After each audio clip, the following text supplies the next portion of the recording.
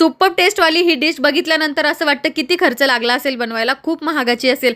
अजिबात असं काही नाही आहे. म्हणजे मार्केटमधून फक्त 20-30 रुपयाचा ब्रेड आणावा लागतो.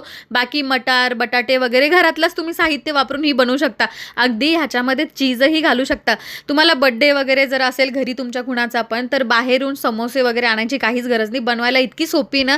हल्ली मुलं काय करतात, YouTubeमध्ये जे बघतात तेच खायला मागतात आणि लहान मुलांसाठी नाही तर घरातले सगळेजण याचा स्वाद घेऊ शकतात. या डिशला ब्रेड क्रम्स असं म्हणतात, पण सिरियसली खाण्यास इतकी उत्तम आहे. तुम्हाला जसं बनवायचं आहे ती आतली फिलिंग तुम्ही जे घालायचे ते घालू शकता. अगदी पनीर जरी टाकलं, चीज वगैरे तरी पण चालतं आणि खूप क्रंची बनतं, एकदम KFC स्टाईल. आणि सिरियसली म्हणजे याला जास्त तेल वगैरे लागत नाही. जेवढं समोशामध्ये तेल जातं ना एवढं याच्यात जात नाही. आणि ह्याच्यामध्ये मक्याच्या चिवड्याचं ते जे आपण मिक्सरमधून काढून टाकतो ना त्याच्यामुळे खूप क्रंची बनतं.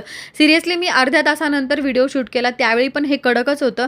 आणि ह्याच्याबरोबर तुम्ही निंबू पाणी वगैरे पण जर सर्व जर केलं स्वतःसाठी पण तर अगदी उत्तम आहे. उन्हाळ्यामध्ये ॲज अ स्नॅक्स म्हणून बर्थडे पार्टीला एखाद्या वेळेस काहीसं नवीन असं खावंसं जर वाटलं तर खूप स्वस्त आहे.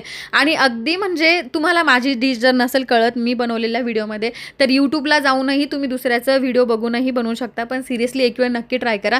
आणि ह्या डिशची सगळी माहिती व्हिडिओच्या खाली कॅप्शनमध्ये देते, तिथे नक्की चेक करा कशी बनवली आणि काय काय लागलं. एक वेळ नक्की ट्राय